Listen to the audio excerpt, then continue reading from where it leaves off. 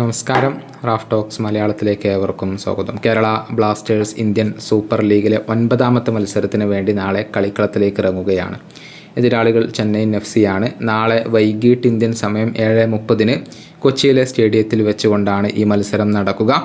അവസാനമായി കളിച്ച 3 മത്സരങ്ങളിലും ബ്ലാസ്റ്റേഴ്സ് പരാജയപ്പെട്ടിട്ടുണ്ട്. അതിൽ നിന്നും തിരിച്ചു വരണമെങ്കിൽ ഈ ഒരു മത്സരത്തിൽ ബ്ലാസ്റ്റേഴ്സിന് വിജയം അനിവാര്യമായ ഒരു സമയം കൂടിയാണ് ഇത്. ഈ മത്സരത്തിന് മുന്നോടിയായി നടന്ന പ്രസ് കോൺഫറൻസിൽ കേരള ബ്ലാസ്റ്റേഴ്സിനെ പ്രതിനിധീകരിച്ചുകൊണ്ട് പങ്കെടുത്തത് ക്യാപ്റ്റനായ അഡ്രിയാൻ ലൂണയാണ്.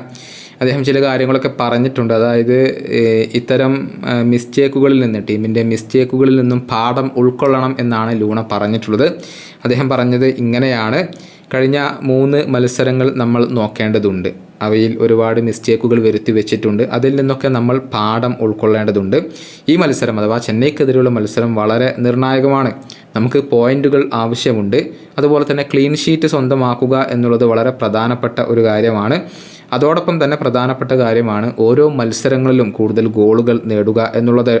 മാത്രമല്ല ഡിഫൻസ് നമ്മൾ ഒന്ന് ശക്തിപ്പെടുത്തേണ്ടതുണ്ട്. ഓപ്പോണൻസിന് അങ്ങനെ ഈസി ആയിക്കൊണ്ട് ഗോളടിക്കാൻ വിടാൻ പാടില്ല. അത് കോമ്പാക്റ്റ് ചെയ്യുമ്പോൾ വളരെ പ്രധാനപ്പെട്ട ഒരു കാര്യമാണ്.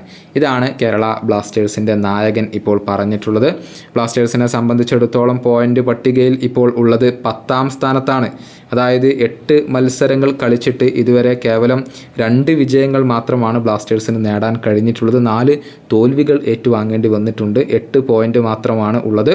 ഇതിൽ നിന്നും കയറണമെങ്കിൽ ഇനി പോസിറ്റീവായ റിസൾട്ടുകൾ നിർബന്ധമാണ്. ഈ വീഡിയോയുടെ അവസാനിപ്പിക്കുന്നു.